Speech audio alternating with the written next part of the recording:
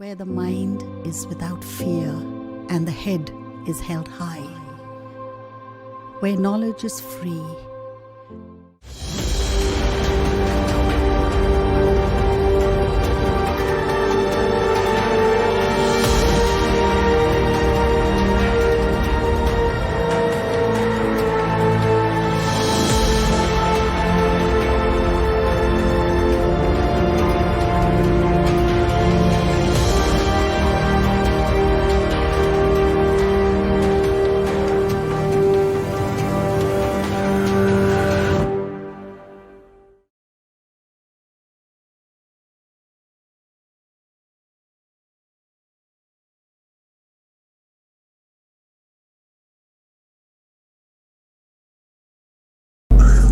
মালদা জেলা প্রশাসনের উদ্যোগে এই টেলি শিক্ষা ব্যবস্থা বা অনলাইন শিক্ষা ব্যবস্থায় সকল ছাত্রছাত্রীকে আমি স্বাগত জানাই। আমি দেবাশিস রায়ডাকুয়া, মালদা জেলা স্কুলের পলিটিক্যাল সায়েন্স সাবজেক্টের শিক্ষক। আজকে তোমাদের আমি এই ক্লাস 12-এর যে থার্ড চ্যাপ্টার যেটা রয়েছে ফরেন পলিসি বা বিদেশ নীতি, এটা নিয়ে তোমাদেরকে আমি আলোচনা করব। এবার তোমাদের বইয়ে থার্ড চ্যাপ্টারে রয়েছে ফরেন পলিসি। এই ফরেন পলিসি বা বিদেশ নীতি কিন্তু একটা রাষ্ট্রের বা দেশের পক্ষে দেশের একটা ইম্পর্টেন্ট পার্ট। আন্তর্জাতিক রাজনীতিতে এই ফরেন পলিসি বা বিদেশ নীতি একটা উল্লেখযোগ্য ইম্পর্টেন্ট পার্ট। আমরা সেকেন্ড চ্যাপ্টারে কোল্ড ওয়ারের সময় দেখেছি যে আমেরিকা কিছু ফরেন পলিসি গ্রহণ করেছিল, কঠোর, কখনো ইউএসএসআর মানে রাশিয়া সোভিয়েত ইউনিয়নে কিছু কঠোর পলিসি গ্রহণ করেছিল, মানে পাল্টা। এরকম আমরা থার্ড ইয়ারে সেকেন্ড চ্যাপ্টারে সেকেন্ড ওয়ার্ল্ডের পিরিয়ডে আমরা দেখেছি। তাহলে এই যে প্রথমে যদি আমরা ফরেন পলিসি যাওয়ার আগে এই যে আমরা নীতি কথাটা বলছি, পলিসি, এই পলিসির আমরা একটা ডেফিনেশন আগে জেনে নিই। বা নীতি বা পলিসি, এই যে কথাটা বলছি আমরা পলিসি বা নীতি, এই নীতিটা কি জিনিস আমাদের এইটা আগে একটু জেনে নেওয়া দরকার। তারপরে আমি স্টেপ বাই স্টেপ এগুলোতে আসছি। তাই পলিসি কি বলছে, পলিসি মানে এটা কি, বা নীতি বলতে আমরা কি বোঝাই? নীতি বলতে বোঝানো হয় বিশেষ উদ্দেশ্য। বিশেষ উদ্দেশ্য, বিশেষ উদ্দেশ্যের জন্য কি করা হয়? বিশেষ উদ্দেশ্য সাধনের জন্য কোনো ব্যক্তি হতে পারে বা সরকার হতে পারে, কোনো প্রতিষ্ঠান হতে পারে, যে যে পন্থাগুলো অবলম্বন করবে সেটাকে আমরা বলছি খুব সাধারণ অর্থে নীতি বলা হয়। তাহলে এই নীতি কথাটাতে আমরা কি দেখতে পারবো? আমরা দেখতে পারবো যে নির্দিষ্ট কতগুলো উদ্দেশ্য সাধনের জন্য, নির্দিষ্ট কতগুলো উদ্দেশ্য সাধনের জন্য বা বিশেষ কোনো উদ্দেশ্য সাধনের জন্য। তাহলে বিশেষ উদ্দেশ্য আমরা বলতে পারি, এই বিশেষ উদ্দেশ্য সাধনের জন্য কি করবে? এই বিশেষ উদ্দেশ্যটাকে লক্ষ্য রেখে বিভিন্ন প্রতিষ্ঠান হতে পারে, ব্যক্তি হতে পারে, রাষ্ট্র হতে পারে। রাষ্ট্রের হয়ে কে কাজ করবে? সরকার। তাহলে এই বিশেষ উদ্দেশ্য সাধনের জন্য ব্যক্তি প্রতিষ্ঠান বা রাষ্ট্রের হয়ে সরকার যে পন্থা অবলম্বন করবে বা যে পদ্ধতি অবলম্বন করবে সেটাকে আমরা পলিসি বা নীতি বলতে বুঝি। তাহলে বিষয়টা ক্লিয়ার। এবার আমি আসছি নেক্সট পার্টে। তাহলে নীতি বলতে আমরা বুঝলাম। এবার যদি আমরা ফরেন পলিসি যাওয়ার আগে আমাদের দেখতে হবে যে জাতীয় নীতিটা কি, যেটাকে বলা হচ্ছে ন্যাশনাল পলিসি। তাহলে এই নীতির সঙ্গে আমি যদি ন্যাশনাল পলিসি যোগ করি, ন্যাশনাল পলিসি, এই ন্যাশনাল পলিসিতে কি জিনিস বোঝানো হচ্ছে? যে ন্যাশনাল পলিসি হচ্ছে যে কোনো একটি রাষ্ট্রের সরকার, যেটা আমি এই রাষ্ট্রের কথা বললাম পলিসি গ্রহণ মানে পলিসির ক্ষেত্রে, এই রাষ্ট্রের হয়ে সরকার কি করবে? এর হয়ে সরকার, গভর্নমেন্ট, কোনো রাষ্ট্রের হয়ে সরকার যে উদ্দেশ্য সিদ্ধির জন্য, তার মানে রাষ্ট্র তার নির্দিষ্ট উদ্দেশ্য সিদ্ধির জন্য যে সকল নীতিকে অবলম্বন করবে তাহলে রাষ্ট্র হয়ে সরকার বা গভর্নমেন্ট যাই বলি না কেন, যে রাষ্ট্রের উদ্দেশ্য সাধনের জন্য সরকার কি করবে, নির্দিষ্ট কতগুলো নীতি অবলম্বন করবে। যেই নীতি অনুসরণ করে কি হবে, সেই নীতি অনুসরণ করে যে নীতি অনুসরণ করা হয় তাকে আমরা বলছি জাতীয় নীতি। তাহলে এখানে কি দাঁড়ালো, যে সরকার মানে রাষ্ট্রের হয়ে সরকার কি করবে, রাষ্ট্রের হয়ে সরকার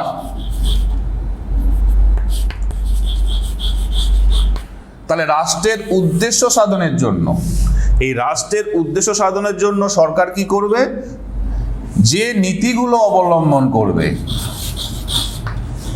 যে নীতিগুলো অবলম্বন করবে, এই নীতিগুলো অবলম্বন করবে বা নীতিগুলো অনুসরণ করবে তাকেই আমরা বলছি জাতীয় নীতি। তাহলে এই নীতিগুলো যে মানে অবলম্বন করবে বা অনুসরণ করবে,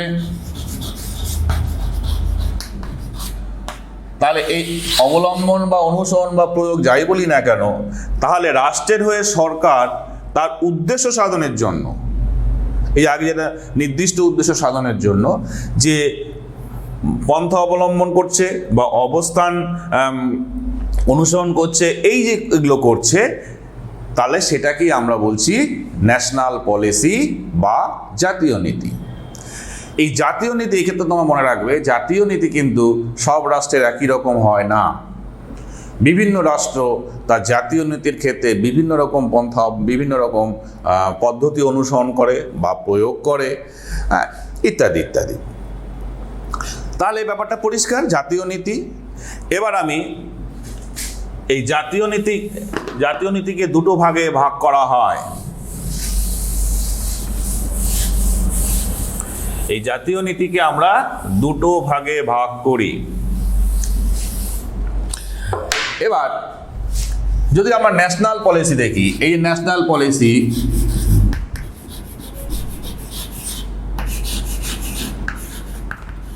ন্যাশনাল পলিসি বা জাতীয় নীতি যেটাকে বলছি আমরা, এই জাতীয় নীতিকে আমরা দুটো ভাগে ভাগ করি। একটাকে কি বলছি, অভ্যন্তরীণ নীতি বা ইন্টারনাল পলিসি বা ডোমেস্টিক পলিসি। তাহলে এই একটাকে বলা হচ্ছে ইন্টারনাল পলিসি বা ডোমেস্টিক পলিসি বলা হয়। ডোমেস্টিক পলিসি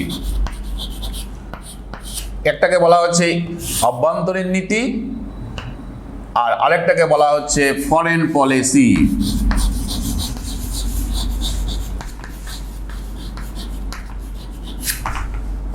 তাহলে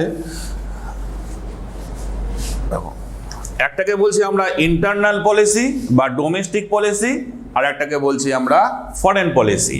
এবার যদি এটার বাংলাটা বলা হয় অভ্যন্তরীণ নীতি,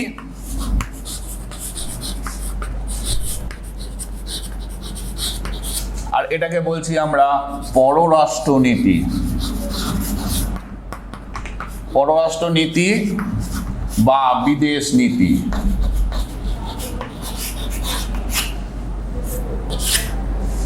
তাহলে ন্যাশনাল পলিসিকে আমরা দুটো ভাগে ভাগ করছি, একটা হচ্ছে ইন্টারনাল পলিসি বা ডোমেস্টিক পলিসি বা যেটাকে আমরা বাংলায় বলি অভ্যন্তরীণ নীতি, আরেকটাকে বলছি আমরা ফরেন পলিসি বা পররাষ্ট্র নীতি বা বিদেশ নীতি। তাহলে এই অভ্যন্তরীণ নীতি আর পররাষ্ট্র নীতির বলা হলো বা বিদেশ নীতি, যেটাকে বলছি আমরা ইন্টারনাল পলিসি আর ফরেন পলিসি। এবার আমাদের দেখতে হবে এই অভ্যন্তরীণ নীতি বা ইন্টারনাল পলিসি বা ডোমেস্টিক পলিসি বলতে আমরা কি বুঝবো বা এর মধ্যে কোনগুলো পার্ট রয়েছে। তাহলে প্রথমেই যদি আমরা এই ব্যাপারটাকে এইভাবে দেখি, ডোমেস্টিক পলিসি বলতে আমরা কি বুঝি বা অভ্যন্তরীণ নীতি বা যেটাকে ইন্টারনাল পলিসি বলা হচ্ছে, সেক্ষেত্রে আমরা বলতে পারি যে রাষ্ট্রের ভৌগোলিক সীমানার মধ্যে একটা রাষ্ট্র তার নির্দিষ্ট ভৌগোলিক এরিয়া রয়েছে বা ভৌগোলিক বাউন্ডারি রয়েছে, যেটাকে আমরা ভৌগোলিক সীমা বলছি। তাহলে এই নির্দিষ্ট ভৌগোলিক সীমার মধ্যে কি করছে, যে ভৌগোলিক সীমার মধ্যে পরিচালিত, তার মানে আমার এই জিওগ্রাফিক্যাল সারাউন্ডিংসের মধ্যে কি কি থাকছে, যে রাজনৈতিক একটা রাজনৈতিক নীতি পদ্ধতি চলছে বা রাজনৈতিক ব্যবস্থার কথা আমরা বলতে পারি, এর লক্ষ্য, স্বার্থ, এই যে বিভিন্ন ধরনের যে প্রতিক্রিয়া, এটা সমষ্টিকে আমরা বলছি অভ্যন্তরীণ নীতি। মানে যদি আমরা খুব সহজভাবে ব্যাপারটাকে বলার চেষ্টা করি, তাহলে কি দাঁড়াবে, যে ভৌগোলিক সীমার মধ্যে জাতি রাষ্ট্রের যে কার্যকলাপ, বিভিন্ন রকম কার্যকলাপ, এই বিভিন্ন রকম কার্যকলাপকে যে নিয়ন্ত্রণ করা বলো বা এর অ্যাক্টিভিটিসই বলো, এটাকেই আমরা এক কথায় অভ্যন্তরীণ নীতি বলি। যদি আমরা এটা গ্রাফিক্যালি দেখি যে ব্যাপারটা কীরকম দাঁড়াচ্ছে, তাহলে এই ইন্টারনাল পলিসিতে আমরা কি কি দেখতে পারবো, যে প্রথমে ইন্টারনাল পলিসির ক্ষেত্রে আমরা প্রথমেই দেখব সার্বভৌমত্ব বজায় রাখার বিধিনিষেধ। তাহলে এই ইন্টারনাল পলিসি, একটা গভর্নমেন্ট বা একটা রাষ্ট্র সবসময় চেষ্টা করে সার্বভৌমত্ব বজায় রাখার চেষ্টা করবে, বজায় রাখার জন্য বিধিনিষেধ করবে বা বিধিনিষেধ তৈরি করবে, যাতে সার্বভৌম এক কথায় অক্ষুণ্ণ থাকে। এটা একটা ইন্টারনাল অভ্যন্তরীণ নীতির একটা মূল জন্য। এবার সেকেন্ডলি আমরা কি দেখতে পারবো, যে অভ্যন্তরীণ শান্তি শৃঙ্খলা। তার মানে একটা রাষ্ট্রের দেশের অভ্যন্তরে, তাহলে আমরা বলতে পারি শান্তি শৃঙ্খলা বজায় রাখা বা নিরাপত্তা কথা বলতে পারি আমরা। শান্তি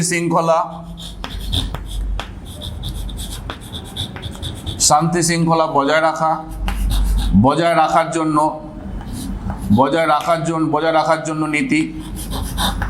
তাহলে অভ্যন্তরীণ শান্তি শৃঙ্খলা বজায় রাখতে হবে, তার জন্য বিভিন্ন পলিসি গ্রহণ করা হচ্ছে অভ্যন্তরীণ নীতির ক্ষেত্রে। আর কি আছে, অর্থনৈতিক ডেভেলপমেন্ট বা অর্থনৈতিক উন্নয়ন। তাহলে ইন্টারনাল নীতির আর একটা পার্ট হচ্ছে যে অর্থনৈতিক উন্নয়ন।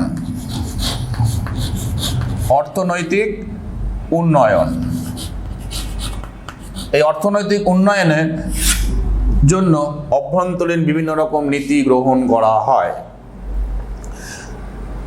আমি মোটামুটিভাবে এগুলোকে বলছি। আবার পলিটিক্যাল এটা খুব ইম্পর্টেন্ট, পলিটিক্যাল যে প্রসেস বা রাজনৈতিক যে নীতি, তার মানে অভ্যন্তরে কি আরটা কি থাকবে, অভ্যন্তরীণ নীতির মধ্যে আমার কি থাকবে, পলিটিক্যাল পলিসি বা প্রসেসও বলতে পারি আমরা। তার মানে রাজনৈতিক যে নীতিগুলো গ্রহণ করা হয় বা রাজনৈতিক ব্যবস্থা যে থাকে, সেটাও একটা অভ্যন্তরীণ নীতির একটা বিষয়। আর কি থাকতে পারে অভ্যন্তরীণ নীতির মধ্যে, যে আর থাকতে পারে জাতি, ভাষা, যে ধর্ম, বিভিন্ন রকম জাতি, ভাষা, ধর্ম, এগুলোকে কি করা হয়, এগুলোকে জাতি, ভাষা, ধর্মের মাধ্যমে একটা সম্প্রীতির বাতাবরণ তৈরি করা হয়। কারণ যদি আমরা ভারতবর্ষের ক্ষেত্রেই বলি, ভারতবর্ষে বিভিন্ন জাতি, বিভিন্ন ধর্ম, বিভিন্ন ভাষা রয়েছে। তাহলে এই এতগুলো জাতি, ভাষার মধ্যে একটা সমন্বয় তৈরি করা হয়। তাহলে আমরা দেখতে পারবো ইন্টারনাল পলিসির ক্ষেত্রে একটা কি হচ্ছে,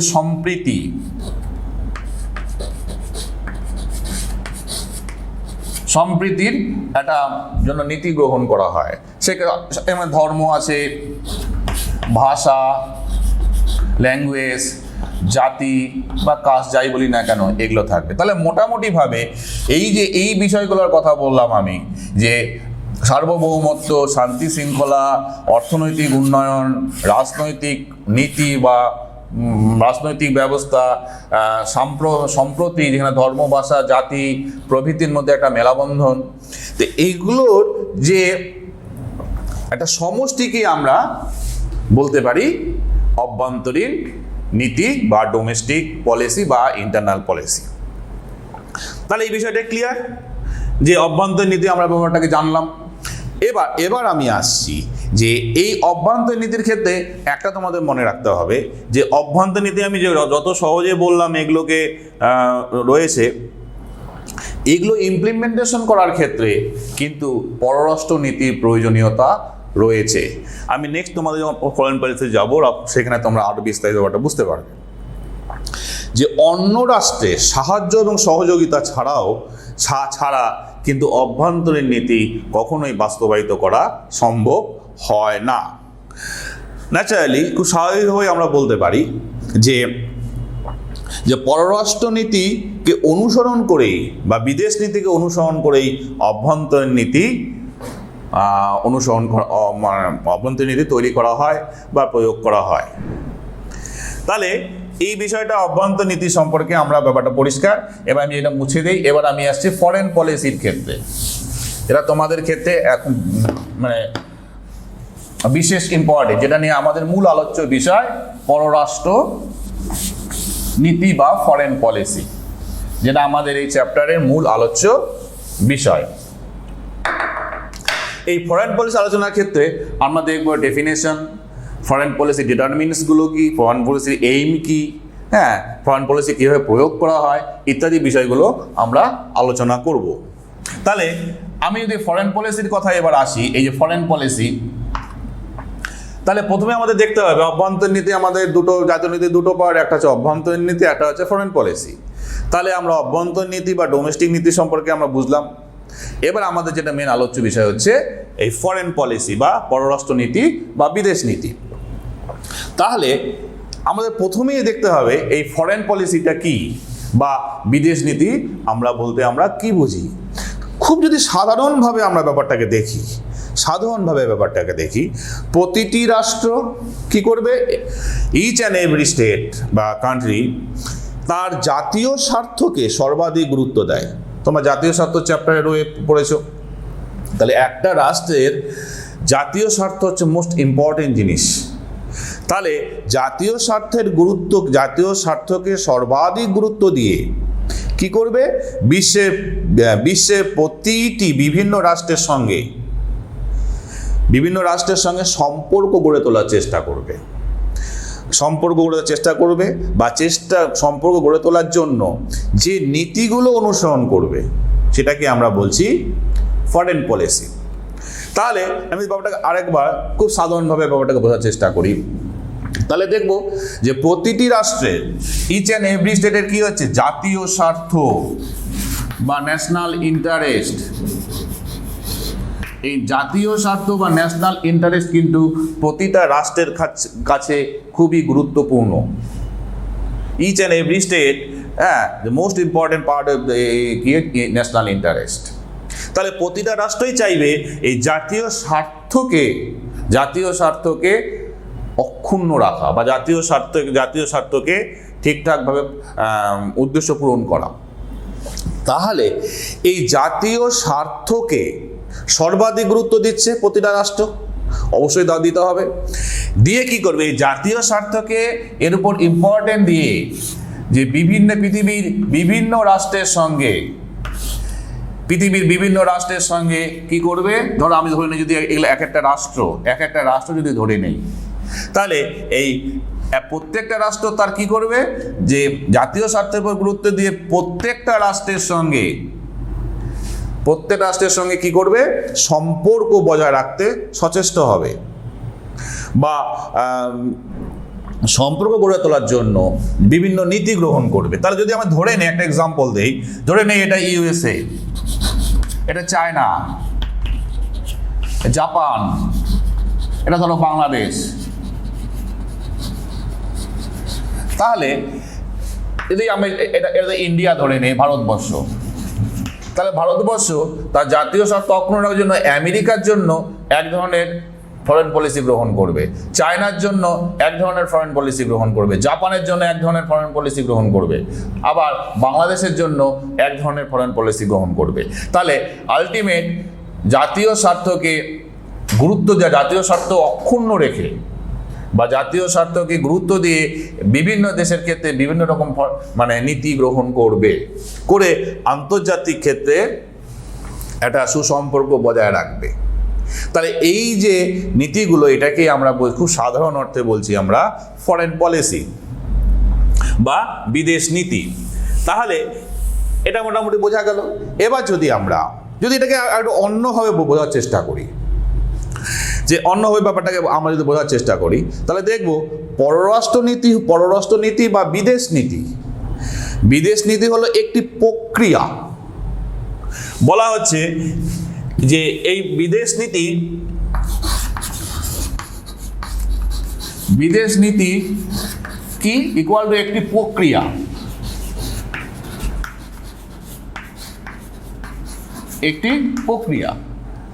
তাহলে বিদেশ নীতি একটি প্রক্রিয়া। এবার যে প্রক্রিয়ার সাহায্যে, এই যে প্রক্রিয়ার কথা বলছি, এই প্রক্রিয়ার সাহায্যে কি করা হবে? এই প্রক্রিয়ার সাহায্যে পররাষ্ট্র ক্ষেত্রে, মানে অন্য রাষ্ট্রের ক্ষেত্রে দীর্ঘমেয়াদী এবং স্বল্পমেয়াদী উদ্দেশ্যগুলোকে চরিতার্থ করা হয়। তাহলে এই বিদেশ নীতি একটা প্রক্রিয়া। এই প্রক্রিয়ার সাহায্যে বিভিন্ন রাষ্ট্রের ক্ষেত্রে কি করা হবে? দীর্ঘমেয়াদী, এখানে আমরা দীর্ঘমেয়াদী বলতে পারি, মানে লং টার্ম, শর্ট টার্ম, স্বল্পমেয়াদী। এই লং টার্ম বা শর্ট টার্ম উদ্দেশ্যটাকে বাস্তবায়িত করতে সচেষ্ট হবে বিভিন্ন রাষ্ট্রের আন্তঃরাষ্ট্র সম্পর্কের ক্ষেত্রে। তাহলে ব্যাপারটা যদি আমি আরেকবার তোমাদেরকে ব্যাপারটাকে ক্লিয়ার করি, তাহলে পররাষ্ট্রনীতি হলো কি? পররাষ্ট্রনীতি কি বলা হচ্ছে? পররাষ্ট্রনীতি বা বিদেশ নীতি হলো একটি প্রক্রিয়া, যে প্রক্রিয়ার সাহায্যে কি করা হবে? পররাষ্ট্র বিষয়, মানে অন্য দেশের সঙ্গে সম্পর্ক, পররাষ্ট্র বিষয়ে দীর্ঘমেয়াদী, যেটা লং টার্ম হতে পারে, শর্ট টার্মও হতে পারে, যে উদ্দেশ্যগুলোকে বাস্তবায়িত করবে বা চরিতার্থ করতে সচেষ্ট হবে, সেটাকে আমরা বলছি বিদেশ নীতি বা পররাষ্ট্র নীতি। তাহলে দুরকমভাবে দেখলাম, একটা খুব সাধারণভাবে, এই সাধারণভাবে কথাটাকে পররাষ্ট্রনীতি ডেফিনেশন, মানে পররাষ্ট্রনীতি সম্পর্কে, এবং এটাকে আমি একটু অন্যভাবে বললাম। এবার যদি আমরা রাষ্ট্রবিজ্ঞানের কথায় পররাষ্ট্রনীতি ডেফিনেশনের ক্ষেত্রে বা ব্যাখ্যার ক্ষেত্রে আমরা আসি, তাহলে আমরা কি দেখব? রাষ্ট্রবিজ্ঞানের ভাষায়, মানে পল সায়েন্সের আইকন থেকে, পল সায়েন্সের ভিউ থেকে যদি আমরা দেখি, পররাষ্ট্রনীতি কি হচ্ছে? পররাষ্ট্রনীতি হলো নির্দিষ্ট আন্তর্জাতিক কার্যনীতি। ফরেন পলিসি বা বিদেশ নীতি হলো নির্দিষ্ট আন্তর্জাতিক কার্যনীতি অনুসরণের জন্য সিদ্ধান্ত গ্রহণের প্রক্রিয়া। আমি আবার বলছি যে নির্দিষ্ট আন্তর্জাতিক মানে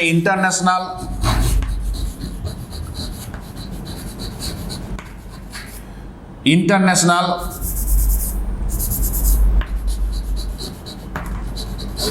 এই যে আন্তর্জাতিক কার্যনীতি, মানে ইন্টারন্যাশনাল যে ওয়ার্কেবিলিটিগুলো হয়, যে ইন্টারন্যাশনাল আন্তর্জাতিক ব্যবস্থার ক্ষেত্রে, এই আন্তর্জাতিক কার্যনীতি অনুসরণের জন্য নির্দিষ্ট যে সিদ্ধান্ত গ্রহণের প্রক্রিয়া, সেটাকেই আমরা পররাষ্ট্রনীতি বলতে পারি। তাহলে মোটামুটিভাবে এই পররাষ্ট্রনীতি সম্পর্কে আমরা মানে কি বলা হয় এটা সম্পর্কে একটু বোঝার চেষ্টা করলাম। যদি আমরা আরও বিস্তারিত দিকে যাই, যদি আরও আমরা এর আস্তে আস্তে বিস্তারিত বাড়ে, তাহলে তোমাদের ক্ষেত্রে আরও বুঝতে পরিষ্কার হবে বা বিষয়টা ক্লিয়ার হবে। তো এক্ষেত্রে তোমার মনে রাখতে হবে যে পররাষ্ট্রনীতি বা বিদেশ নীতি যাই বলি না কেন, যে বিদেশ নীতি যে মানে কি বলবো এটাকে, বিদেশ নীতির ক্ষেত্রে রাষ্ট্রের সঙ্গে অন্য রাষ্ট্র নিজের স্বার্থ সম্পর্কিত। মানে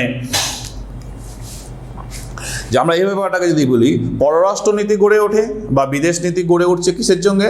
যে বৈদেশিক রাষ্ট্রের সঙ্গে যে কোনো রাষ্ট্রের নিজের স্বার্থ সম্পর্কিত, নিজের স্বার্থটা কিন্তু এখানে ইম্পর্টেন্ট, নিজের স্বার্থ সম্পর্কিত বিষয়ের উপাদান একসঙ্গেই ফরেন পলিসির প্রকৃতিকে নিয়ে ফরেন পলিসি বলা হয়। তাহলে যদি আমরা এই যে ফরেন পলিসির স্বার্থ সম্পর্কিত যে প্রকৃতি, এর সঙ্গে যে আমরা দেখতে পারবো যে কতগুলো বিশেষ উপাদান ফরেন পলিসির সঙ্গে যুক্ত। যে এই উপাদানগুলোকে আমরা দেখি, তাহলে দেখব যে ফরেন পলিসি যদি আমরা ডেফিনেশনগুলো বলছি, এই আলোচনা করছি, এই ফরেন পলিসির প্রকৃতির ক্ষেত্রে কতগুলো উপাদানকে আমরা লক্ষ্য করা যায়। কি কি করা যায়? যে যদি আমরা এইরকম করে দেখি যে প্রথম একটা উপাদান যদি আমরা দেখি যে রাষ্ট্রের বহির্ভূত, রাষ্ট্রের ভৌগোলিক সীমানার বহির্ভূত, মানে যেটা অন্যভাবে বলতে গেলে এটা হচ্ছে অন্য রাষ্ট্র, মানে আমার সীমানার বাইরে, মানে আমার ভৌগোলিক এরিয়ার কন্ট্রোলে নয়, মানে রাষ্ট্র ভৌগোলিক সীমানা বহির্ভূত যে বা রাষ্ট্রের এখতিয়ার বহির্ভূত ভূখণ্ড ও তার সমস্যাবলী। তাহলে আমরা বলতে পারি রাষ্ট্রের ভৌগোলিক সীমানা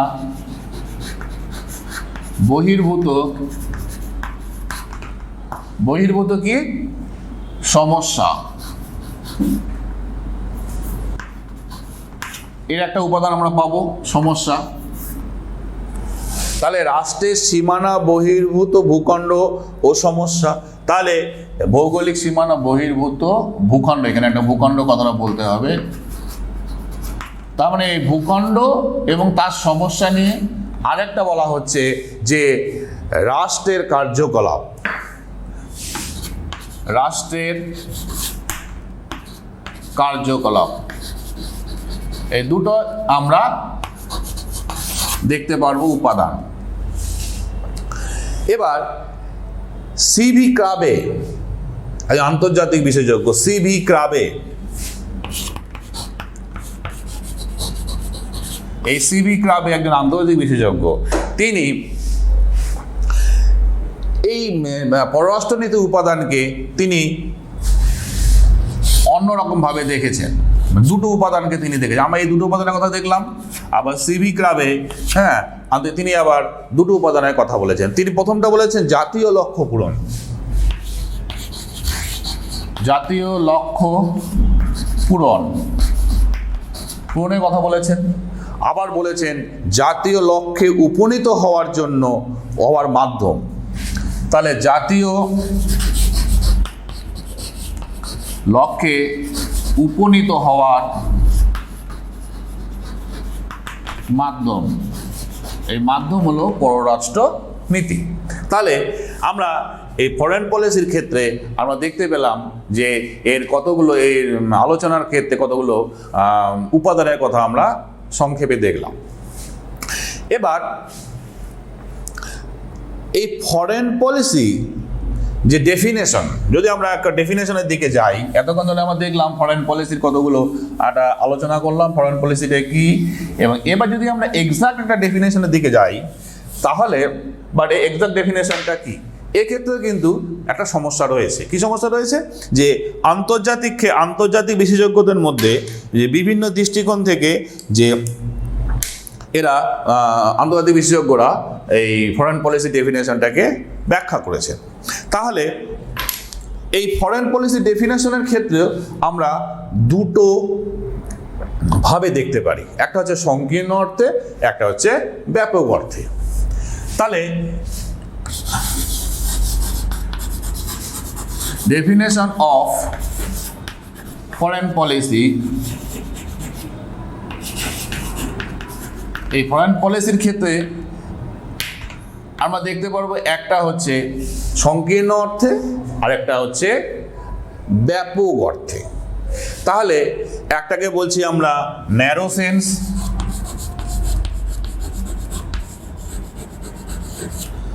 আরেকটাকে বলছি আমরা ব্রড সেন্স।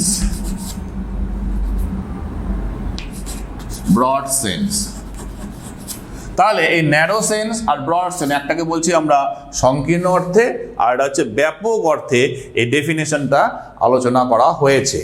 যদি আমরা সংকীর্ণ অর্থটা বোঝার চেষ্টা করি, অর্থটা কি, তাহলে সংকীর্ণ অর্থ বলতে বোঝানো হয় রাষ্ট্রের বাইরে বা অন্য রাষ্ট্রের আচরণকে রাষ্ট্রের বাইরে বা অন্যান্য রাষ্ট্রকে প্রভাবিত করার উদ্দেশ্যে নির্দিষ্ট রাষ্ট্র বা সরকার কি করবে, নির্দিষ্ট রাষ্ট্রের সরকার, আধিকারিক বা কোনো প্রতিনিধি যে কার্য সম্পাদন করবে সেটাকে আমরা সংকীর্ণ অর্থে বলছি পররাষ্ট্র নীতি। তাহলে রাষ্ট্রে তার এখতিয়ারে কি করবে? রাষ্ট্র, এই ন্যারো সেন্সে বলা হচ্ছে রাষ্ট্র তার এখতিয়ারের মধ্যে রাষ্ট্র তার এখতিয়ারের বাইরে গিয়ে, মানে আদার স্টেটের ক্ষেত্রে বা অন্য রাষ্ট্রের আচরণকে প্রভাবিত করার জন্য কি করবে? তার মানে রাষ্ট্র তার যে জাতীয় স্বার্থ বা তার যে মতাদর্শ সেটাকে অন্যান্য রাষ্ট্রের ক্ষেত্রে, অন্যান্য রাষ্ট্রকে প্রভাবিত করার জন্য কি করবে?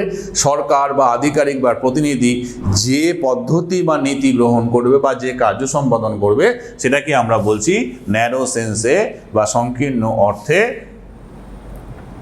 বিদেশ নীতি।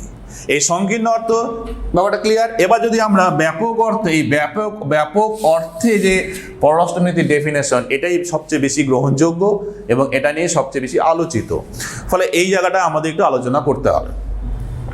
তাহলে এই ব্যাপক অর্থে ব্রড সেন্সে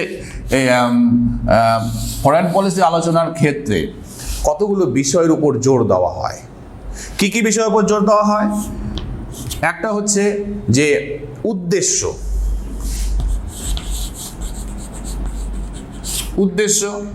আর আমরা কি দেখতে পারবো? যে নীতি সম্পর্কিত পরিকল্পনা, নীতি সম্পর্কে পরিকল্পনা হলো। আরেকটা আমরা দেখতে পারবো রাষ্ট্রের যে বাহ্যিক সম্পর্ক নিয়ন্ত্রণের ক্ষেত্রে, মানে রাষ্ট্রের বাইরে বাহ্যিক সম্পর্ক, এই বাহ্যিক সম্পর্ক নিয়ন্ত্রণের ক্ষেত্রে কি করবে? এই বাহ্যিক সম্পূর্ণ নিয়ন্ত্রণের ক্ষেত্রে বা নিয়ন্ত্রণের উদ্দেশ্যে যে গৃহীত ব্যবস্থাগুলো থাকবে বা বাহ্যিক নিয়ন্ত্রণের ক্ষেত্রে যে গৃহীত ব্যবস্থাগুলো থাকবে সেটাকে ব্রড সেন্সে এটা হচ্ছে যে এগুলোর উপর জোর দেওয়া হয়। তার মানে আমি যে কথাগুলো বললাম, উদ্দেশ্য, ব্রড সেন্সে উদ্দেশ্য, গতি সম্পর্কে মানে পরিবর্তনশীল পরিকল্পনা, বাহ্যিক যে সম্পর্ক রয়েছে তা উদ্দেশ্য নীতি সম্পর্কিত পরিকল্পনা, তারপরে নীতি সম্পর্কিত পরিকল্পনা, তারপরে নির্দিষ্ট রাষ্ট্র বাহ্যিক সম্পর্ক নিয়ন্ত্রণের ক্ষেত্রে যে যে ব্যবস্থাগুলো গ্রহণ করবে। তাহলে এগুলোর উপর ব্রড সেন্সে বা ব্যাপক অর্থে বিদেশ নীতির উপর গুরুত্ব দেওয়া হয়। যদি এবার আমরা কয়েকজন রাষ্ট্রবিজ্ঞানীর কথা দেখে নেই বা আন্তর্জাতিক বিষয়ের কথা দেখে নেই, তাহলে তোমাদের কাছে বিষয়টা আরো বেশি পরিষ্কার হবে। যদি আমরা স্লেইচারের কথা ভাবি, স্লেইচার একজন বিখ্যাত আন্তর্জাতিক বিশেষজ্ঞ। এই স্লেইচার কি বলেছেন? স্লেইচার বলেন যে বাহ্যিক পরিবেশের সঙ্গে, মানে বাইরের পরিবেশের সঙ্গে, বাহ্যিক পরিবেশ প্রসঙ্গে বা বাইরের রাষ্ট্র সম্পর্কে কোনো রাষ্ট্র যখন কোনো পরিকল্পনা ও কার্যকলাপ গ্রহণ করবে সেটাই হচ্ছে বিদেশ নীতি বা পররাষ্ট্র নীতি। তাহলে বাহ্যিক পরিবেশ প্রসঙ্গে, মানে বাহ্যিক পরিবেশ মিনস হচ্ছে এখানে আদার স্টেটের যে অন্য দেশগুলোর যে অবস্থা, তার যে এনভায়রনমেন্ট বা তার যে সিচুয়েশন, সেটাকে মাথায় রেখে যখন কোনো রাষ্ট্র তার নিজস্ব লক্ষ্য এবং পরিকল্পনা, আদর্শ বা কার্যাবলীকে সম্পাদন করবে বা অনুসরণ করবে, সেটাকে তিনি বলছেন পররাষ্ট্র নীতি। আবার জোসেফ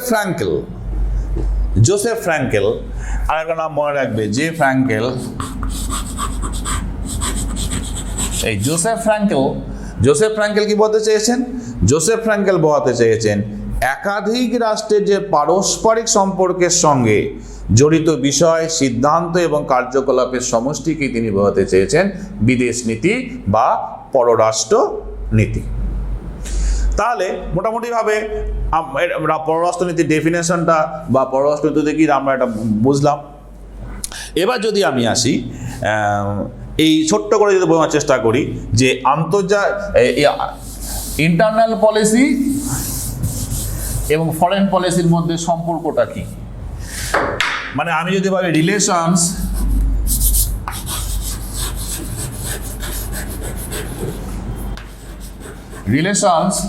তার রিলেশনস কার মধ্যে,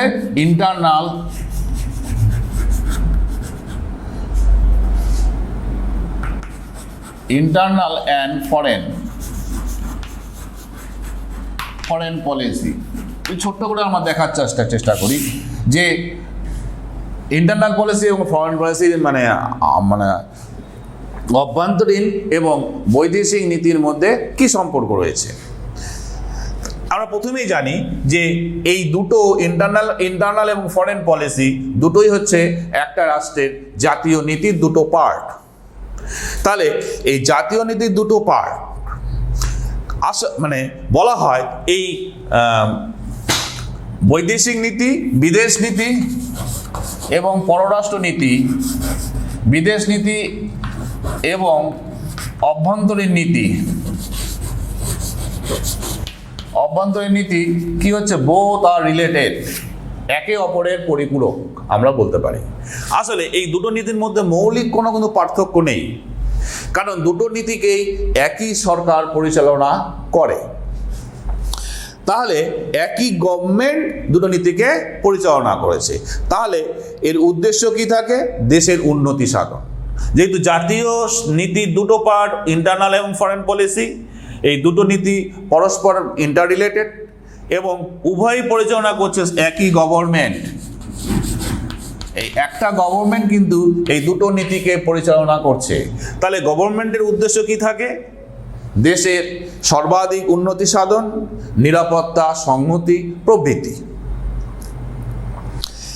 তাহলে মৌলিক কোনো পার্থক্য আমরা দেখতে পারবো না, কিন্তু এইখানে কোনো ক্ষেত্রে এই বিদেশ নীতি বা অভ্যন্তরীণ নীতি আমরা দেখব যে বিদেশ নীতি কখনো অভ্যন্তরীণ নীতিকে প্রভাবিত করছে অথবা অভ্যন্তরীণ নীতি কখনো বিদেশ নীতিকে প্রভাবিত করছে। কিরকম ভাবে, আমরা যদি ধরে নেই, একটা এক্সাম্পল যদি দেই, ধরো ভারতবর্ষের ডোমেস্টিক পলিসির ক্ষেত্রে, ধরো ভারতের ডোমেস্টিক পলিসির মূল লক্ষ্য হচ্ছে অর্থনৈতিক উন্নয়ন, ইকোনমিক ডেভেলপমেন্ট।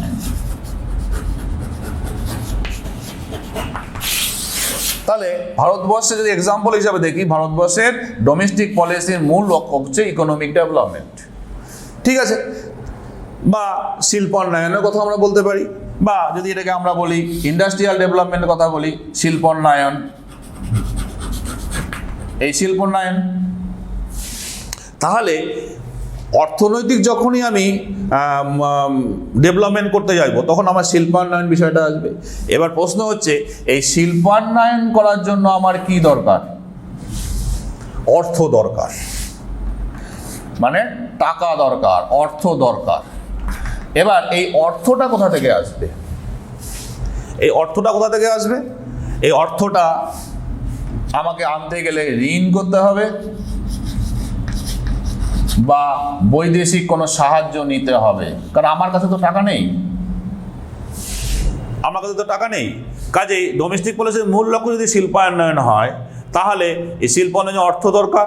অর্থটা কোথা থেকে আসবে, হয় ঋণ নিতে হবে, না হলে কোথা থেকে আমাকে বৈদেশিক সাহায্য নিতে হবে, কারণ সাহায্য আমাকে বিদেশ থেকে নিতেই হবে। বিদেশি সাহায্য নিতে, আমার কাছে টাকা নেই, অন্য দেশ আমাকে সাহায্য করবে বা অন্য দেশের থেকে লোন নিতে হবে। তাহলে এই যে বিদেশি সাহায্য যখন নেব, ন্যাচারালি এটা চলে যাচ্ছে ফরেন পলিসির পার্ট। তাহলে আমি অভ্যন্তর নীতির পররাষ্ট্র নীতি দেখা যাচ্ছে যে ডোমেস্টিক পলিসিকে প্রভাবিত করছে, বড় পরিষ্কার। এবার আমি আরেকটা এক্সাম্পল উল্টো দিক থেকে দেখি। উল্টো দিক থেকে আমরা দেখি যে কিভাবে অভ্যন্তরীণ নীতি পররাষ্ট্রনীতিকে প্রভাবিত করছে। যদি ধরে নেই যে বর্তমান সিচুয়েশনের কথা আমরা ধরে নেই যে পাকিস্তান আর চায়না, এই চায়না, পাকিস্তান এবং চীন, এই দুটো দেশই, ধরো একটা এক্সাম্পল হিসাবে ধরছি আমি, এই দুটো দেশের সঙ্গে ভারতের রিলেশনস কি, যে যুদ্ধের মতো একটা অবস্থা, হয় যুদ্ধ হচ্ছে বা হবে বা হওয়ার মতো একটা সিচুয়েশন রয়েছে। বা ধরে নিলাম যে এই দুটো দেশ, যে কোনো একটা দেশ ভারতবর্ষকে আক্রমণ করলো, ভারতকে আক্রমণ করলো বা আক্রমণ করলো বা করতে পারে, এই একটা সিচুয়েশন। তাহলে ভারতবর্ষ কি করবে? এবার যখনই ভারতবর্ষকে আক্রমণ করবে তখন ভারতবর্ষ কি করবে? ন্যাচারালি বা আক্রমণ এই সিচুয়েশনটাকে মোকাবিলা করার জন্য ভারতবর্ষ কি করবে? সামরিক ক্ষেত্রে অর্থ ব্যয় করবে।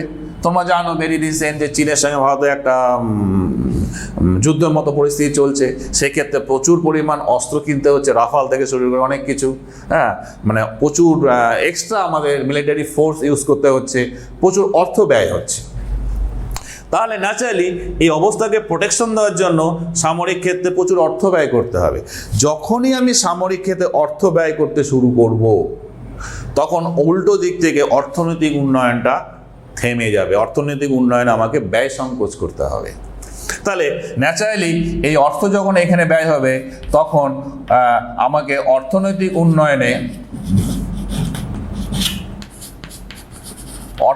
উন্নয়নের ক্ষেত্রে আমাকে ব্যয় সংকোচ করতে হবে। অর্থনৈতিক উন্নয়ন আমাকে ব্যয় সংকোচ করতে হবে। তাহলে এই ব্যয় সংকোচ করাটা, যখনই আমি অর্থনৈতিক উন্নয়নে ব্যয় সংকোচ করব, তাহলে এটা কিন্তু আমার ডোমেস্টিক পলিসি। তাহলে ভারতকে আক্রমণ করতে পারে বা করতে পারে, এর জন্য যে প্রিপারেশন, তার জন্য সামরিক ক্ষেত্রে যে ব্যয় বা সামরিক ক্ষেত্রে আরও বেশি অত্যাধুনিক আনতে হবে বা আরও যুদ্ধের জন্য আরও অন্য দেশের সঙ্গে কূটনৈতিক সম্পর্ক স্থাপন করতে হবে, that is the foreign policy part. তাহলে এই ফরেন পলিসির পার্টটাকে নিতে গিয়ে আমাকে ডোমেস্টিক নীতির ক্ষেত্রে আমার অর্থনৈতিক উন্নয়নে ব্যয় সংকোচ করতে হচ্ছে। ফলে এটার প্রভাব অটোমেটিক্যালি অভ্যন্তরীণ নীতির ক্ষেত্রে চলে আসছে।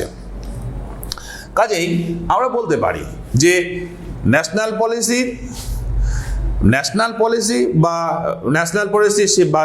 পলিসি বা সিদ্ধান্ত, জাতীয় নীতি বা তার কোনো সিদ্ধান্ত আন্তর্জাতিক ব্যবস্থাকে প্রভাবিত করে, আবার আন্তর্জাতিক প্রতিক্রিয়া জাতীয় ব্যবস্থাকেও প্রভাবিত করতে পারে। তাহলে এই বিষয়টা পরিষ্কার। এবার নেক্সট পার্টে যদি আমরা আসি, the objectives of foreign policy.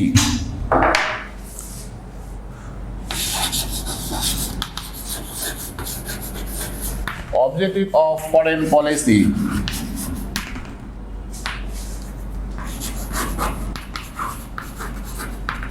Objective of foreign পলিসির ক্ষেত্রে যদি আমরা আসি, তাহলে আমরা প্রথমেই দেখব যে কোনো রাষ্ট্র ফরেন পলিসির ক্ষেত্রে একটি মাত্র তার কোনো উদ্দেশ্য থাকে না, বা কোনো নির্দিষ্ট একটা উদ্দেশ্য নিয়ে কোনো রাষ্ট্র ফরেন পলিসি পরিচালিত করে না। প্রত্যেক রাষ্ট্রের ক্ষেত্রে আমরা দেখতে পারি যে ফরেন পলিসির বিভিন্ন উদ্দেশ্য থাকে। যদি আমরা মেইন যে অবজেক্টিভসগুলো যদি আছে সেগুলো, বা মেইন যে উদ্দেশ্যগুলো যদি আছে সেগুলো যদি আমরা একটু বোঝার চেষ্টা করি, তাহলে আমরা কি দেখতে পারবো? যে প্রথমেই আমরা জানি, যে এর আগেও বলেছি, যে মেইন অবজেক্টিভের মধ্যে প্রথমে একটা পার্ট কি আছে?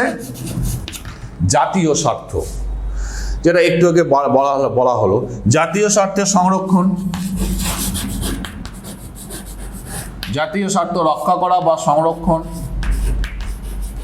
এই জাতীয় স্বার্থ সংরক্ষণের একটা মূল উদ্দেশ্য থাকবে। তারপরে কি আছে? যে ভৌগোলিক অখণ্ডতা বজায় রাখা, বা এটা একটা বড় বিষয়।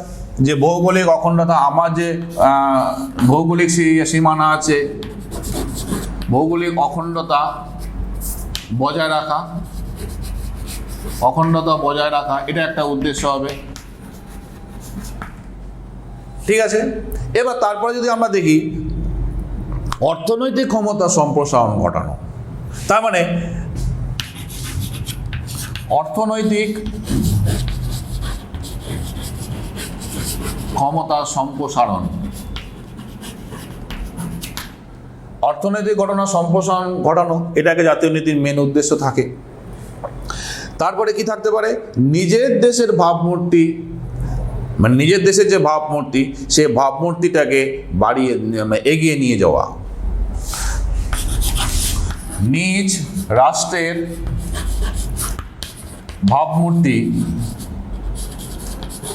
ভাবমূর্তিকে এগিয়ে নিয়ে যাওয়া বা বাড়িয়ে দেওয়া, বা নিজের দেশের ভাবমূর্তিটাকে আরো বেশি এক্সপোজ করা, যেটাকে আমরা বলি। তারপরে মতাদর্শের প্রসার ঘটনা, এটা ইম্পর্টেন্ট পার্ট, একটা অবজেক্টিভ। মতাদর্শের প্রসার ঘটানো, আমরা দেখতে পাবো সোভিয়েত ইউনিয়ন রাশিয়ার ক্ষেত্রে সে কিন্তু মতাদর্শের একটা প্রসার আমরা সেকেন্ড ওয়ার্ল্ড ওয়ার পার্টে দেখতে পেয়েছি, মতাদর্শের প্রসার ঘটানো। তাহলে এইগুলো মোটামুটিভাবে ফরেন পলিসির একটা মূল উদ্দেশ্য। আমি মোটামুটি মেইন পার্টগুলো, অবজেক্টিভসগুলো বললাম। এবার যদি মুছে দেই, এই যে মেইন অবজেক্টিভস কথাগুলো বললাম, এবার প্রফেসর জে কে হলস্টি, তোমার নাম শুনে থাকবে, J K Holsti. Professor J K Holsti একজন বিখ্যাত আন্তর্জাতিক বিশেষজ্ঞ। এই জে কে হলস্টি আবার এই পররাষ্ট্রনীতির অবজেক্টিভসগুলোকে তিনি তিনটা পার্টে ভাগ করে আলোচনা করেছেন। কি কি পার্টে? তিনি প্রথমে জে কে হলস্টি কি করেছেন, তিনটা পার্টে অবজেক্টিভসগুলোকে বা ফরেন পলিসির অবজেক্টগুলোকে তিনি ব্যাখ্যা করার চেষ্টা করেছেন। তার প্রথম পার্টে তিনি বলেছেন, এটাকে এইভাবে দেই, J K Holsti, professor J K হলস্টির অনুযায়ী এই অবজেক্টিভসগুলোকে তিনি তিনটা পার্টে ভাগ করেছেন। প্রথম পার্টে তিনি বলেছেন যে core interest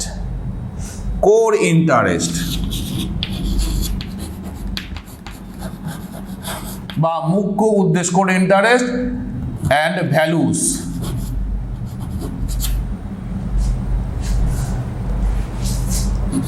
core interest and value, যেটাকে বাংলায় বলা হচ্ছে মুখ্য স্বার্থ ও মূল্যবোধ।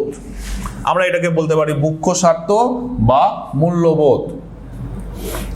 সেকেন্ড তিনি বলেছেন যে মধ্যবর্তী বা মিডিল রেঞ্জ অবজেক্টিভস, মধ্য পাল্লার লক্ষ্য, মিডিল রেঞ্জ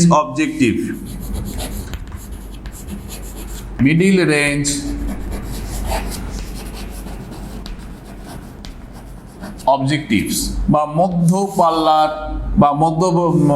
পাল্লার উদ্দেশ্য সমূহ। আর থার্ডটাকে বলেছেন লং রেঞ্জ বা দীর্ঘ লং রেঞ্জ গোলস বা দীর্ঘ সময়ে দীর্ঘ পাল্লার লক্ষ্য। এবার আমরা খুব সংক্ষেপে দেখে নিই যে হলস্টির কথা অনুযায়ী যে কোর ইন্টারেস্ট বা values, middle range objectives, long range goals. এই লং রেঞ্জ গোল বা মিডিল রেঞ্জ, এই আমরা এক এক করে বোঝার চেষ্টা করি কোর ইন্টারেস্টের মধ্যে তিনি কি বোঝাতে চেয়েছেন। তাহলে প্রথমে যদি দেখি, কোর ইন্টারেস্ট বলতে তিনি বোঝাতে চেয়েছেন রাষ্ট্রের আত্মরক্ষা ও নিরাপত্তা। তাহলে এখানে আসবে নিরাপত্তা, আমি সংক্ষেপে লিখছি, আত্মরক্ষা ও নিরাপত্তা একটা পার্ট আসবে। তারপরে কি আসবে, রাষ্ট্রের স্বাধীনতা, সার্বভৌমিকতা,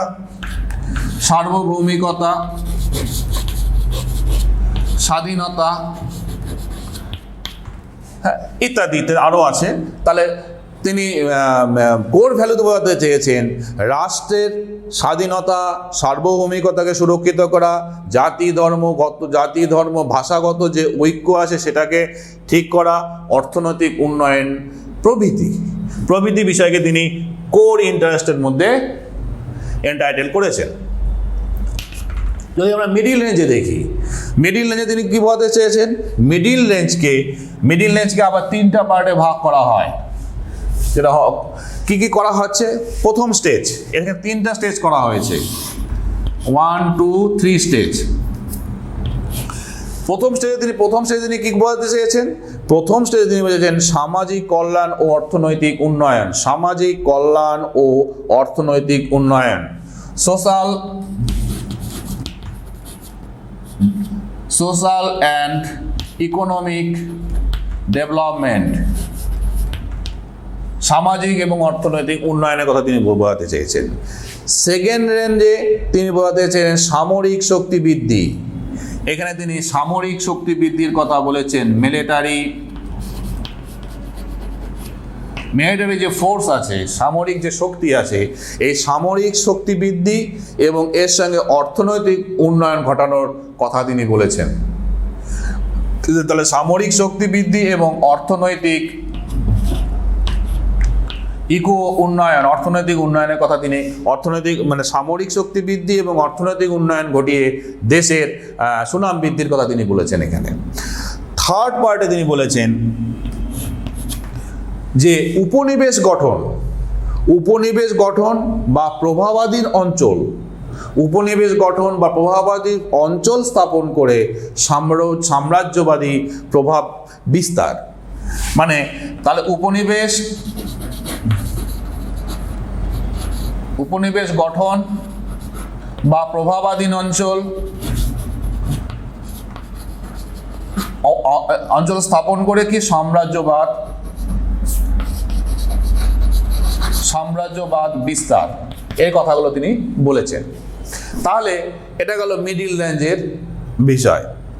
এবার যদি আমি লং রেঞ্জে আসি, লং রেঞ্জ বলতে হলস্টি বোঝাতে চেয়েছেন যে চূড়ান্ত একটি আন্তর্জাতিক ব্যবস্থার কথা তিনি বলেছেন।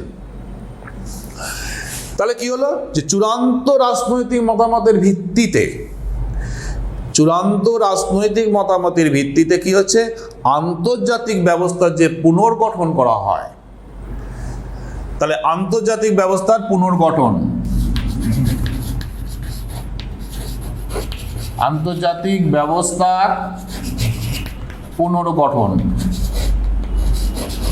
মানে চূড়ান্ত মতামতের ভিত্তিতে,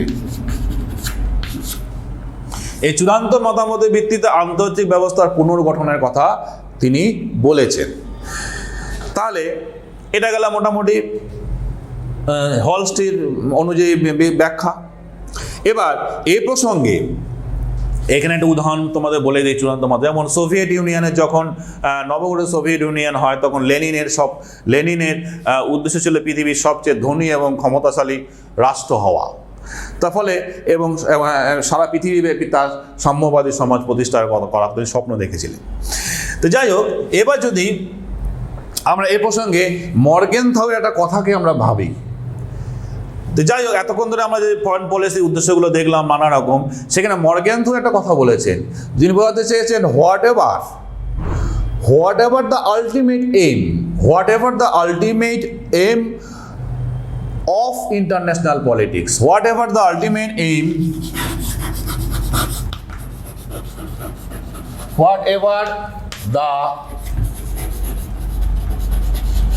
ultimate aim of international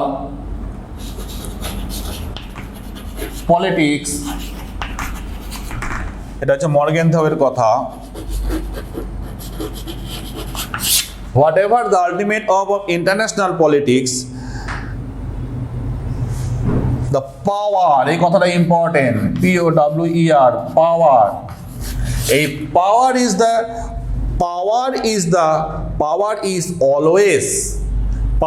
is always কি হবে? Power is always the immediate aim power is always immediate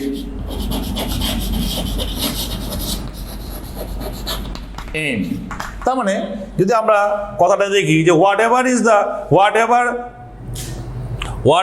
the ultimate aim of the international politics, the power is always the immediate DATE immediate aim. তার মানে আমরা বলতে পারি যে আন্তর্জাতিক ব্যবস্থার লক্ষ্য যাই হোক না কেন, তাহলে এর মূল উদ্দেশ্যটাই হচ্ছে ক্ষমতা। কাজে মর্গ্যান থিওরির কথাটা কিন্তু খুব ইম্পর্টেন্ট।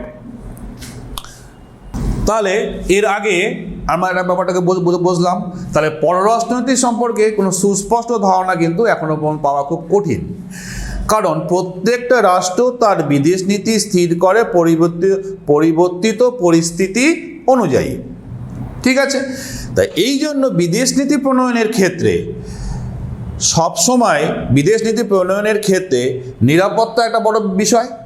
এই নিরাপত্তা ছাড়াও বিভিন্ন ফ্যাক্টরগুলো, নিরাপত্তা ছাড়াও আমরা দেখতে পারি আন্তর্জাতিক লেনদেন, সাংস্কৃতিক বিনিময়, তারপরে আমরা পর্যটন, ট্যুরিজম যেটাকে বলছি, গেমস অ্যান্ড স্পোর্টস ইত্যাদি নানা বিষয় কিন্তু পররাষ্ট্রনীতির বিবেচ্য বিষয় হয়ে যায়।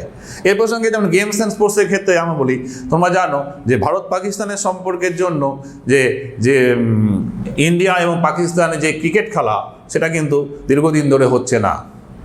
ইন্ডিয়াও পাকিস্তানে গিয়ে খেলছে না, পাকিস্তানে এসে ইন্ডিয়া খেলছে না। এছাড়াও দেখবে নানা রকম এক্সাম্পল এরকম রয়েছে। আমি প্রসঙ্গক্রমে তোমাদেরকে বিষয়টা বললাম। এবার যেটা আমি আসছি, তাহলে পররাষ্ট্রনীতির এবার ডিটারমিনিং ফ্যাক্টর, যে পররাষ্ট্রনীতি নির্ধারক যে বিষয়গুলো কি কি এটা আমাদের জানতে হবে। নির্ধারক বিষয় বা ডিটারমিনেশনস বলা হয়। তাহলে এই পররাষ্ট্র নীতির নির্ধারক বিষয়গুলো কি কি এটা আমাদের একটু জানার চেষ্টা করতে হয়। তার প্রথমেই তোমাদেরকে বলে দিই, এই যে নির্ধারক কথাটা আমি ব্যবহার করছি, যা ডিটারমিনেশনস কথাটা বলছি, এটা বলতে কি বোঝায়? যে সকল উপাদানের দ্বারা ফরেন পলিসি বা বিদেশ নীতি প্রভাবিত হয় বা প্রণীত করা হয়, তাকেই আমরা বলি ডিটারমিনেশনস বা নির্ধারক। আমি আবার বলছি যে এই নির্ধারক বা ডিটারমিনেশনস বলতে বোঝানো হয় যে সকল উপাদানের দ্বারা ফরেন পলিসি বা বিদেশ নীতি প্রভাবিত হয় এবং কি করা হয়, পররাষ্ট্রনীতি বা বিদেশ নীতি প্রণীত করা হয়, তাকেই বলা হচ্ছে ডিটারমিনেন্টস বা নির্ধারক। এবার দেখতে হবে এই বিদেশ নীতি নির্ধারক হিসাবে কোন পয়েন্টসগুলো ইম্পর্টেন্ট। যদি আমরা এই ফরেন পলিসি নির্ধারণ বিষয়গুলোকে আমরা দেখার চেষ্টা করি, তাহলে প্রথমেই আমরা দেখতে পারবো কি রয়েছে, যে ভৌগোলিক অবস্থান। তার আগে তোমাদের বলে দেই যে এই ক্ষেত্রে এই নির্ধারককে আমরা দুটো ভাগে ভাগ করি, একটা হচ্ছে বাহ্যিক, একটা হচ্ছে অভ্যন্তরীণ। আমি যদি অভ্যন্তরীণ কথাগুলো বলি, অভ্যন্তরীণ ফ্যাক্টরগুলো কি কি? অভ্যন্তরীণ ফ্যাক্টরগুলো হচ্ছে ভৌগোলিক অবস্থান। তাহলে জিওগ্রাফিক্যাল ভৌগোলিক অবস্থান, এই ভৌগোলিক অবস্থান কিন্তু একটা অভ্যন্তরীণ বিষয়, অভ্যন্তরীণ ডিটারমিনেশনস। যেমন ভৌগোলিক অবস্থানের জন্য জোট নিরপেক্ষতা নীতি ভারতবর্ষকে অবলম্বন করতে হচ্ছে। তারপরে জনসংখ্যা, এই জনসংখ্যা কিন্তু একটা বড় ডিটারমিনেশন ফ্যাক্টর। কারণ হিউজ জনসংখ্যার জন্য, ধরো একটা এক্সাম্পল যদি বলি, ভারতবর্ষে হিউজ জনসংখ্যা বা চায়নার হিউজ জনসংখ্যার জন্যই কিন্তু আমেরিকা বা অন্যান্য শক্তি রাষ্ট্রগুলি ভারতবর্ষকে আক্রমণ করতে একটু ভীত হয়, সহজে ভয় পায়, কেননা প্রচুর পরিমাণ জনসংখ্যা রয়েছে, ফোর্স রয়েছে। এবার থার্ড, যদি অর্থনৈতিক উন্নয়নের কথা বলি, অর্থনৈতিক অগ্রগতির কথা বলি আমরা, অর্থনৈতিক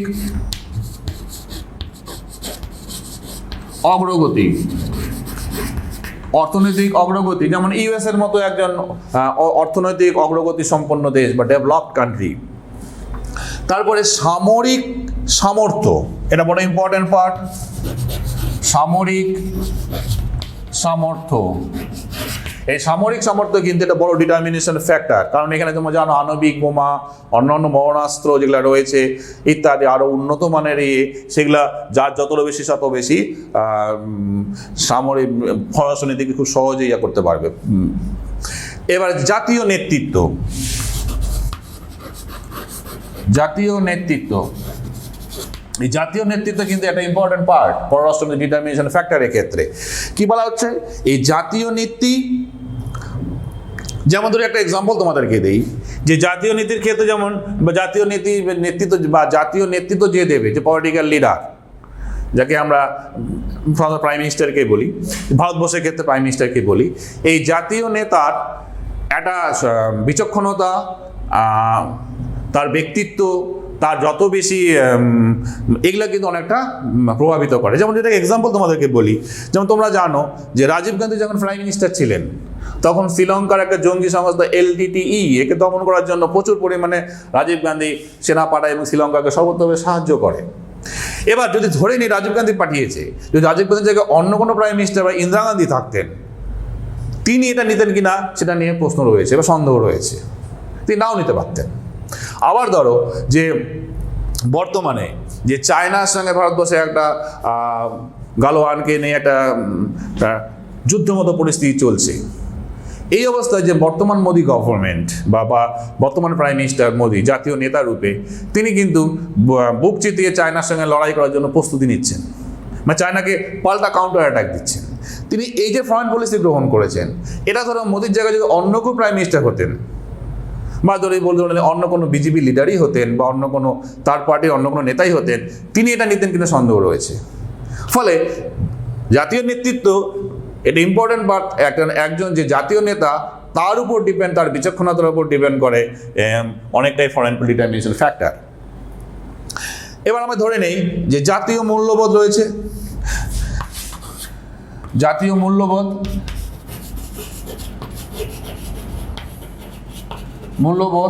তারপরে কি রয়েছে কূটনীতি। কূটনীতি একটা ইম্পর্টেন্ট পার্ট, আমরা বিসমার্কের কূটনীতির কথা জানি ইতিহাসে, প্রভৃতি। এই যে এগুলো হচ্ছে অভ্যন্তরীণ দিক থেকে একটা ডিটারমিনেশন ফ্যাক্টর। এবার যদি আমরা বাহ্যিক দিক থেকে আসি, বাহ্যিক ফ্যাক্টরগুলো কি কি, এই বাহ্যিক ফ্যাক্টরগুলো যদি আমরা দেখি তাহলে প্রথমেই দেখব যে বিশ্ব রাষ্ট্রনৈতিক অবস্থা, বিশ্ব রাজনৈতিক অবস্থা, বিশ্ব রাজনৈতিক অবস্থা। এই বিশ্ব রাজনৈতিক অবস্থা একটা মানে যেটাকে ইন্টারন্যাশনাল পলিটিক্স বলছি, এই ইন্টারন্যাশনাল পলিটিক্স বড় ফ্যাক্টর। তোমরা জানো বর্তমানে বাইপোলারিজম থেকে ইউনিপোলারিজম এটা একটা, এই জন্য যে ফরেন পলিসি এটা একটা বড় ফ্যাক্টর দাঁড়াচ্ছে। তার বিশ্ব জনমত, বিশ্ব জনমত, এই বিশ্ব জনমতও একটা বাহ্যিক ফ্যাক্টর, বাহ্যিক ডিটারমিনেশন ফ্যাক্টর। তাহলে যেমন নিরস্ত্রীকরণ, বিশ্ব জনমতের চাপেই যে নিরস্ত্রীকরণ ব্যাপারটাকে লাইমলাইটে হয় এবং নিরস্ত্রীকরণ করা হয়। তারপরে প্রতিবেশী রাষ্ট্রের ক্রিয়া প্রতিক্রিয়া, প্রতিবেশী রাষ্ট্রের ক্রিয়া প্রতিক্রিয়া, এই প্রতিক্রিয়া একটা ফ্যাক্টর, প্রতিবেশী রাষ্ট্রের সঙ্গে যে ক্রিয়া প্রতিক্রিয়া একটা ফ্যাক্টর। যেমন যদি একটা এক্সাম্পল হিসেবে বলি যে ভারত পাকিস্তানের যে সম্পর্ক আন্তর্জাতিক ক্ষেত্রে, এই ভারত পাকিস্তানের সম্পর্কের জন্য কি দেখা যাচ্ছে যে সামরিক দিক থেকে দুটো দেশই প্রচুর পরিমাণে প্রিপারেশন নিচ্ছে বিভিন্ন ক্ষেত্রে। তাহলে এটা একটা ফরেন পলিসির পার্ট। তাহলে প্রতিবেশী রাষ্ট্রের যে ক্রিয়া প্রতিক্রিয়া, বা চায়নার ক্ষেত্রে সেটা একই, ভারতবর্ষ প্রোটেকশন নিচ্ছে, চায়নাও প্রোটেকশন নিচ্ছে, আবার এখন নেপালের সঙ্গে একটু মাঝখানে ক্লাস চলে, সেটা নেপাল প্রোটেকশন হচ্ছে। এই যে পারস্পরিক ক্রিয়া প্রতিক্রিয়া বাহ্যিক একটা ডিটারমিনেশন ফ্যাক্টর। তাহলে এই জায়গাটা পরিষ্কার। এবার আমি লাস্ট তোমাদের আসছি যে এই ফরেন পলিসি কিভাবে অ্যাডাপ্ট করা হয় বা ফরেন পলিসি কিভাবে পরিচালনা করা হয়, বা বিদেশ নীতি প্রয়োগ কৌশল, এই ফরেন পলিসির প্রয়োগ কৌশল।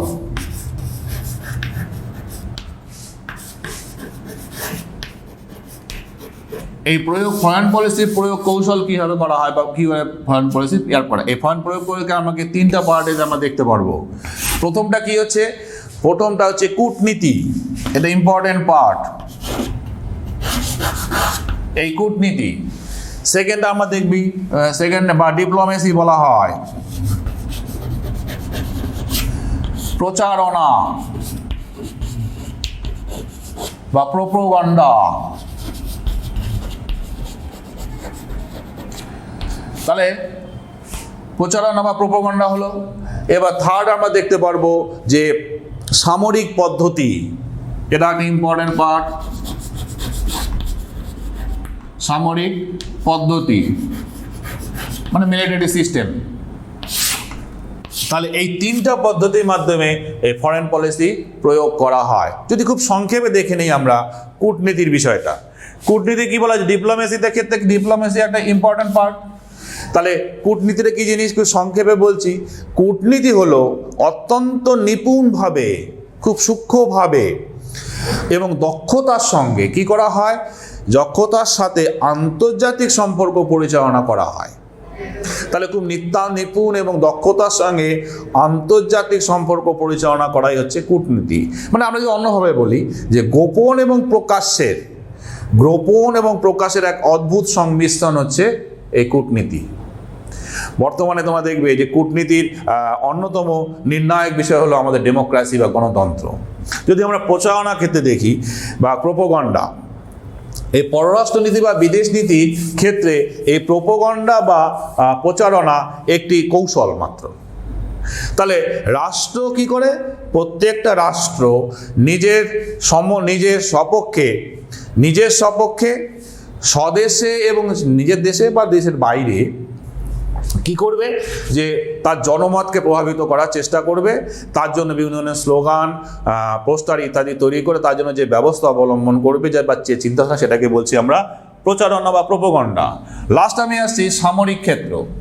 সামরিক ক্ষেত্র কি হয়? সামরিক ক্ষেত্র তোমরা জানো জাতীয় স্বার্থের মানে ভিত্তিতে আমাদের বিদেশ নীতি গঠিত হয়, এটা তো আমরা সবাই জানি। এবং সেটাকে কার্যকর করার উল্লেখযোগ্য পদ্ধতি হলো এই সামরিক অবস্থা বা সামরিক পদ্ধতি। বর্তমান আন্তর্জাতিক সম্পর্কের ক্ষেত্রে, বর্তমান যে আন্তর্জাতিক পরিস্থিতি রয়েছে সেই সম্পর্কের ক্ষেত্রে আমরা দেখতে পারবো এই সামরিক ব্যবস্থাটা ইম্পর্টেন্ট পার্ট। তাহলে যে নেগোসিয়েশন অফ, একটা কথা বলা হয় নেগোসিয়েশন ফ্রম স্ট্রেংথ। সামরিক ক্ষেত্রে একটা কথা বলা হয় নেগোসিয়েশন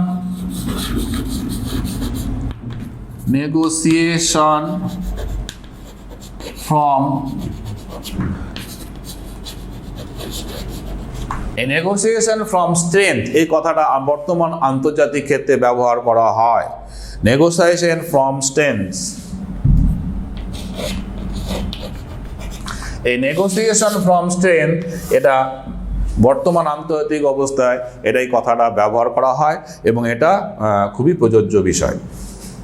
তাহলে আমরা পররাষ্ট্রনীতি সম্পর্কে জানলাম এবং বিস্তারিত সব জানলাম। এর পরের ক্লাসে তোমাদেরকে আমি ভারতের যে বিদেশ নীতিগুলো রয়েছে, ভারতের বিদেশ নীতির বৈশিষ্ট্য কী, ভারতের বিদেশ নীতি সম্পর্কে আলোচনা করব।